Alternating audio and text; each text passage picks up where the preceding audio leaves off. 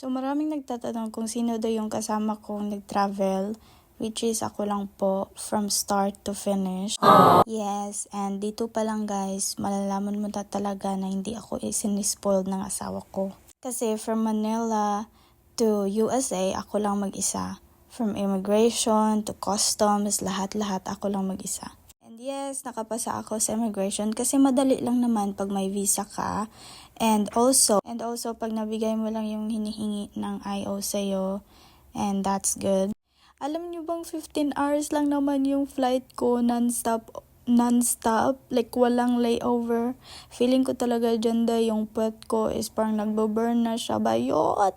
Like kung pwede lang talagang tumayo, tatayo talaga ako. Tapos sa 15 hours na flight, na biyahe ko, isang beses lang ako umihi, kasi natatakot ako, ihi ako ng ihi. Grabing turbulence ng plane. At saka from Manila, oh my God, grabe yung bagyo, ulan, yung turbulence talaga, my God. Feeling ko talaga mahihimatay ako. Pero thanks God kasi I'm safe.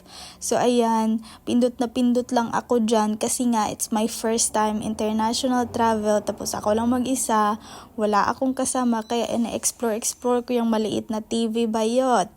And also, alam nyo ba, sobrang annoying ng katabi ko na lalaki kasi ang careless niya sa mga gamit niya. Palaging nahuhulog, tapos madidisturb ako sa pagtulog. My goodness, sa 15 hours, wala talaga akong tulog kasi dinidisturbo niya ako. Kaya sabi ng asawa ko, natulog ka? Tapos sabi ko, hindi, kahit 1 minute man lang, wala. As in, wala. So, ayan, lumiwanag na. Oh my God, the clouds is so good and it looks so pretty. Oh, nahulog pa talaga phone ko, bayot. So, sa may Vancouver, kami ata niyan or malapit na kami sa San Francisco. Tapos lumiwanag na ng konti. It's 5. I think it's 5 or 6 a.m. in the morning. Kasi yung dating ko is 9. Na-amaze lang ako sa maliliit na mga clouds at saka na-amaze ako bayot kasi it's my first time talaga na makasakay ng big plane. Like, sobrang first time ko And syempre, i-close natin ulit kasi hindi pa pwede. Feeling ko talaga ako lang yung nag-open ng window niyan. Pero anyway, sobrang lamig na dyan kahit hindi naman nagsisnow sa California, di ba ang OA? Pero nilalamig na ako bayot. Like, todo jacket na ako, nagboots pa talaga ako, doble yung medyas ko. At saka may nahulog pa talaga kaya sinisipa-sipa ko siya. Kasi yan yung gamit ng katabi kong lalaki. Nahulog na naman nahulog na naman. Pero chill lang ako kasi chill lang. Alam niyo bang kabang-kaba na ako ano yung gagawin ko pagdating ko sa San Francisco?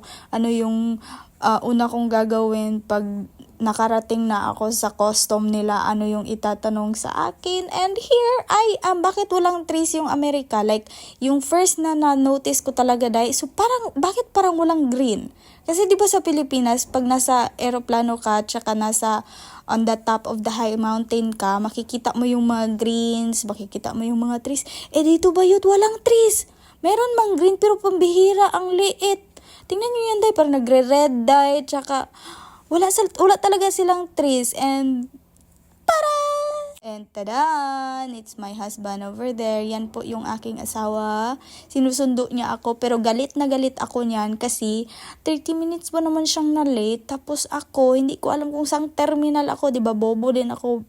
Bobo din yung warrior na barbilat kasi hindi ko alam kung anong terminal ako, bayot. Like as in, tinatanong-tanong ko yung mga tao dito at alam nyo ba, ang mean ng mga hindi naman lahat, pero may mga tao talagang sobrang mean dito, Oh my God. Ayan. So, syempre, mag-sweet-sweet muna kami, diba?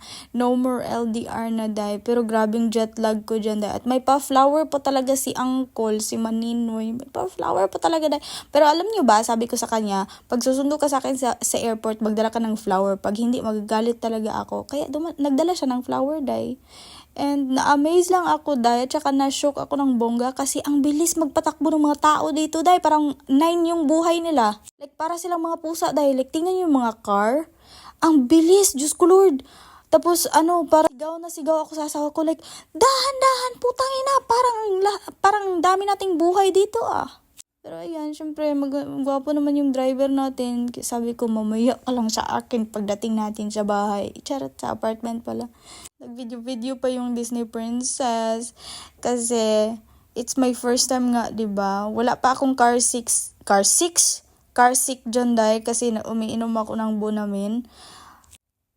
At may araw sila dito, pero sobrang lamig. Feeling ko, nilalamig na talaga ako bayot kahit may araw sila. Hindi ko alam kung bakit. Siguro, dinadala ko yung lamig from plane. Hoy! Pero ayan, nagka-crack na yung lips ko, dry na yung mga skin ko, at saka feeling ko yung tubig nila dito hindi nakakabusog, feeling ko yung tubig nila dito dahil hindi ako nauuhaw, at saka hindi ko maramdaman dahil na umiinom na pala ako ng tubig. O, tingnan niyo ako dyan. Grabe, sobrang takot na takot ako bayot. Slow, baby. We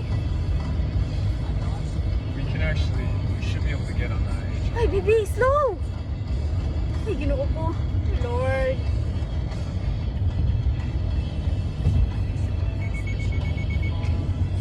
Lord. O, diba? Puro Lord yung nasa bukang bibig ko dahil kasi takot na takot ako. Ayo, putang ina, parang 9 yung buhay namin. Tapos tinatawanan lang ako ng asawa ko dahil kasi sabi niya dito, pag mahina yung takbo mo, magkakos ka ng accident. Parang baliktad ata ah. Parang baliktad doon sa Pilipinas, pag sobrang bilis ng takbo mo, ikaw yung magkakos ng accident dito dahil bawal yung mabagal dito bayot kasi magkakos ka ng traffic at saka magkakos ka ng accident. Uy, diba giatay masyado? Kinikilig ako dahil kasi nasa Amerika na ako pero yung hindi ko pala alam, wala palang mga tao dito. So yun na muna, bye-bye.